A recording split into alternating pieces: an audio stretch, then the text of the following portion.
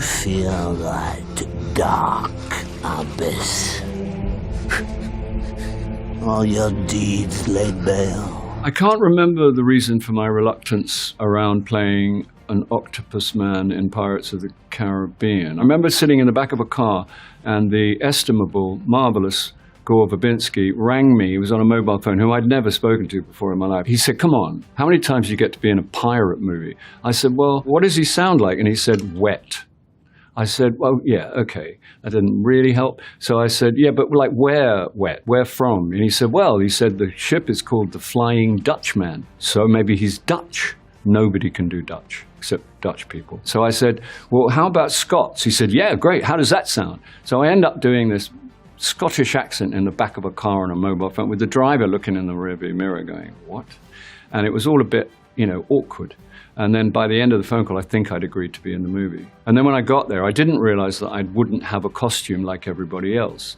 So I actually phoned the costume department and said, "Is my costume coming anytime soon?" And they said, "Has nobody told you?"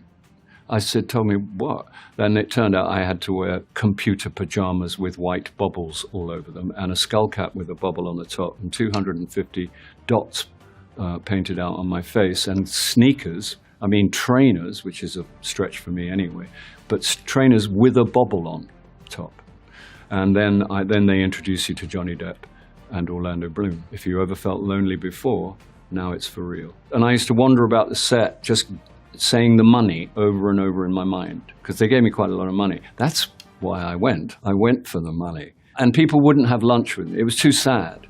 Members of the crew would go, hey, hi, and they'd just walk away because it was just too sad to see this man in late middle age dressed as somebody who didn't get into Devo or something. It's one of the things I'm most proud of, that I didn't go to the airport. I didn't go, "Do you know what? I thought I could do it. Please, can I go home now?" I didn't do that. And it was right up until the Gore said action for the first time. I really didn't have much of an idea. And then I just went in, and it's amazing what happens when you're very, very scared. I keep the boy 99 souls. But I wonder, Sparrow, can you live with this? And I went into a sort of violent Scottish accent, which I'd never done before. It just sort of came out, and I just kept going. And then at the end, he said, "Well, that's great." And I was like, maybe there's a God. Maybe.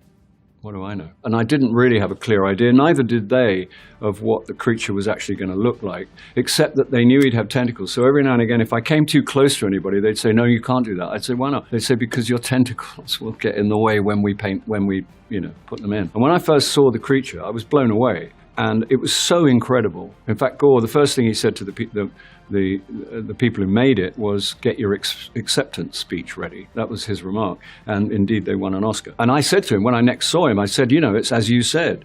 Every expression, all my gestures, all the physical stuff, it made it on the screen." He said, "Yeah, but I was lying. I had no idea if it was going to make it on the screen. I just said that to cheer you up," which was, cute.